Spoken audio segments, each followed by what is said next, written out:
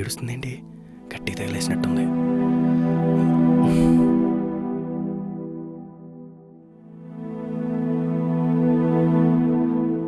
మళ్ళీ మళ్ళీ ఏమైంది? పోరా, నువ్వేదో వర్క్లో ఉన్నప్పుడు డిస్టర్బ్ చేసావని కొంచెం కోపడితే ఇంత చేయాలా? చూడు మళ్ళీ, ఇదంతా నిన్ను ఏడిపించాలని కాదే, నీకు తెలియటానికే చేశా.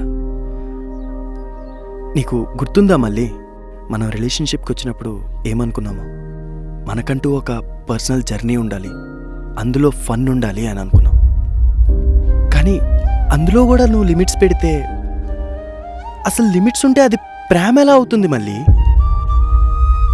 అయినా మెచ్యూరిటీ ఉండాల్సింది మన మధ్య కాదు మళ్ళీ, మన ముందు వేరే వాళ్ళు ఉన్నప్పుడు అంతే.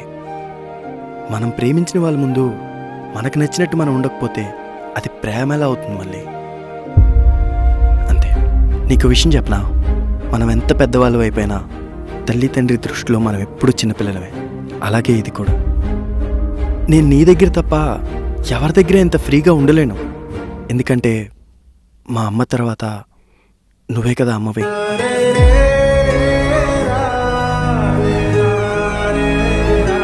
సారీ షన్ను.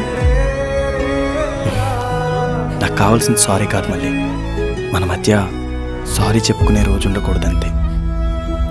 అంతే. ఐ లవ్ యూ మళ్ళీ. We only need the two of us together. We only need the two of us together. ప్రేమ అనేది చాలా అరుదైనది. దానికి రూల్స్, లిమిట్స్ అని అడ్డమైన కమిట్మెంట్స్ పెట్టుకొని అడ్డవ్వకండి. జస్ట్ మీరు మీలా ఉండి అంతులేని ప్రేమకు అర్థం అవ్వండి. మీకు నచ్చిన వాళ్ళతో మీలా ఉండండి.